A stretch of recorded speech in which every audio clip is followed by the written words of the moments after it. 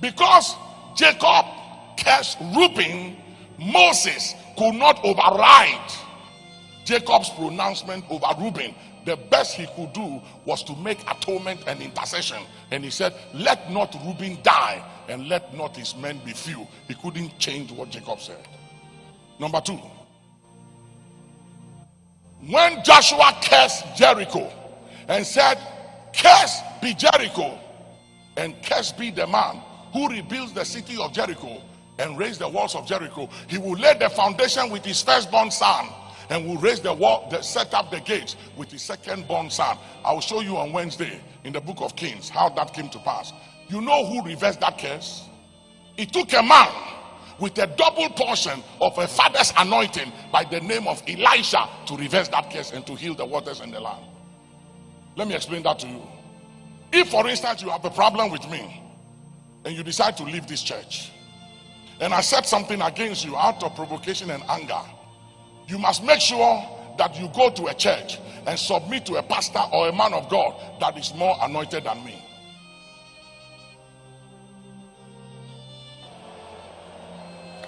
That's all I said. No, that's the, you don't get it. That's the principle.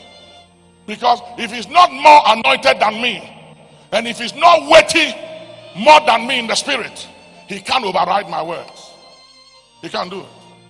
It will still affect you. It doesn't matter how many churches you attend. And I've seen people in this church who became powerful, had money, started misbehaving, left different places, spoke ill of me, condemned me, and this. I didn't say anything. Bishop Duncan will tell you, I've marked all of them. From the top, they start falling. It's a matter of time. Everything withers. Talking about people loaded, millionaires. At the more position, they start misbehaving. It's because they haven't been through the process. I want you to come with me.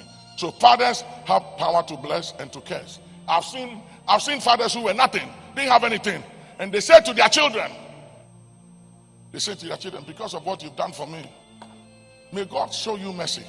Meanwhile, this man, he hasn't done anything with his life, and he just bless and speak blessings upon that child, and for whatever reason, that child makes it, because your father has blessed you. And your father can also curse you. And the Bible didn't say honor him if he's a believer.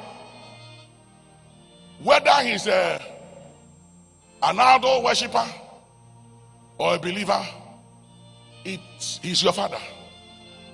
He can be used for good or for evil. He's a weapon. It's like a knife, a sharp knife or a gun. Whoever deploys that sharp knife or gun can use it for good or for evil. It is what it is. For 2 minutes. The other thing I learned was from my father. Some of my siblings are here. I have 36 brothers and sisters. Every one of my siblings who had a problem with my father, and for whatever reason they had conflict and problems with my father, some died when he was alive, and many of them have died.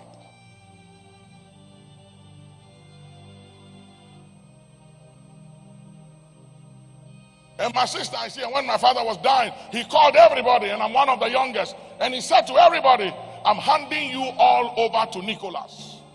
Hear me, don't clap. That was a very serious thing. And it was there I understood that this man is a spiritual man. And he said, I'm handing you over to him. If you listen to him, it will be well with you. And if you don't listen to him, it's up to you. And he said, he's young, but he's the Joseph of my children. So listen to him. Hear me. You see this office? You see my office here? Many years ago, my father told me something. He said, I had a dream, and I want you to write it down. Share some of this thing with Bishop Nyako. He said, this whole place here was a desert. And my father said, I found myself driving on the Springtex Road. And I came to this place. I saw this huge building and a big white offices. And he said, I saw a bank. There was a hospital, university. He started talking about things. And he said, and I asked, who does this belong to? And I was taken in the second floor, and you came out, Nicholas. And he said, write it down, you'll be great. And I looked at him, and I said to myself, how can you see these things when you are not born again? all the dream he had has come to pass. Before I built that building, before I had this land, I was given 5 acres, and Central Gospel Church was given 5 acres at Fadama, and the Lord said, don't take the church to Fadama. If you take it there, it will die. Go to another side. And I said, another side where? There was no land in town. I went into a fast. On the 24th of December, an Alaji called Abbas Cuba of blessed memory called me. And he said, Bishop, Assalamu alaikum. And I said, alaikum salam. So we spoke, and he said, I want to show you something. And he brought me to this land. And he said, I've checked the documents. It looks like this land is available. Do you like it? And I said, yes. And he said, let me talk to President Rawlings. And he came back and said, you can have it. And that's how we came here.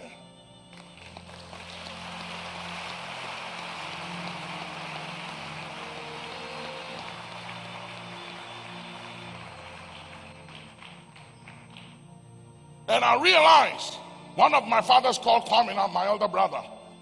One of my siblings is here, she'll tell you. My father had a problem with him. And my father and my grandmother, they were one.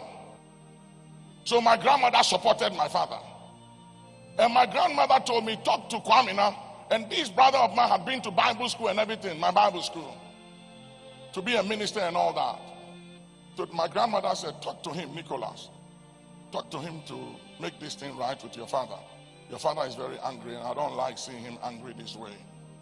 So I went to Kwamina. I was traveling on Friday to London. I went to him and I said, listen, I don't know what it is. The old man may be wrong, but he's your father. Just let it go. Apologize to him. He said, I won't do it. I'll not apologize to him. He's wrong. Who does he think he is? I traveled to London on Friday.